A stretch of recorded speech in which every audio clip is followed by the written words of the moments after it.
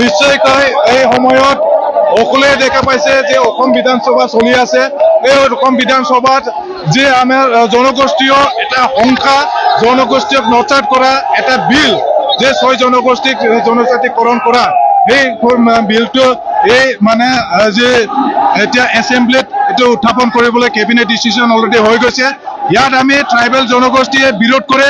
Tribal জনগোষ্ঠী মাত্ৰ 45 লাখ আৰু ইয়াত 1 কোটিতকৈ অধিক জনগোষ্ঠীক ইয়াত মানে ইনক্লুড কৰাটো আমি কেতিয়াও নিবিচাৰো। আমি বিচাৰিছো যাতে মানে বড়োপাই কৈছে জীয়াই থাকিবলৈ দিয়ক। গতিকে আমি ট্ৰাইবেল হিচাপে ট্ৰাইবেলক জীয়াই থাকিবলৈ দিব লাগে আৰু ইয়াত যাতে জনগোষ্ঠীক লৈ ৰাজনীতি কৰা বন্ধ কৰিব লাগে।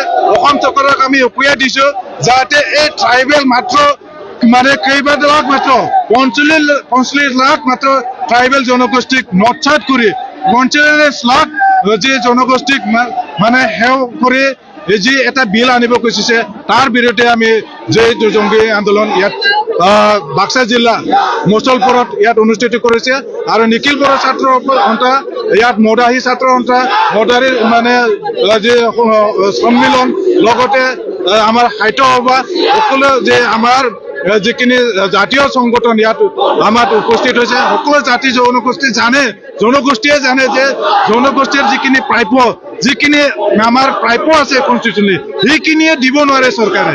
সেইখিনি দিব নোৱাৰে আৰু এটা বোজা ইয়াত জাপি দিয়াটো এইটো আমি কেতিয়াও মানি ল'ব নোৱাৰে। গতিকে আমি চৰকাৰক ইয়াত অনুৰোধ কৰিব খুজি আছো। চৰকাৰক আমি মানে অনুৰোধ কৰিব খুজি আছো যাতে সেইটো লয় বিগত যে আগন্তুক সময়ৰ যি নিৰ্বাচন তেখেতসকলে নিৰ্বাচন লৈ ৰাজনীতি কৰে। আমি হৈছো ইয়াত মানে পূৰ্ববংশৰ জনগোষ্ঠীয়।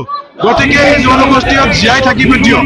শান্তিৰে কৰিবৰ কাৰণে আমি অনুৰোধ কৰিছো অসমক যাতে পুনৰ এটা যেনে এনে বিশৃংখল সৃষ্টি যাতে নকৰে এই অসম চৰকাৰে তাক আমি অনুৰোধ জনাইছো।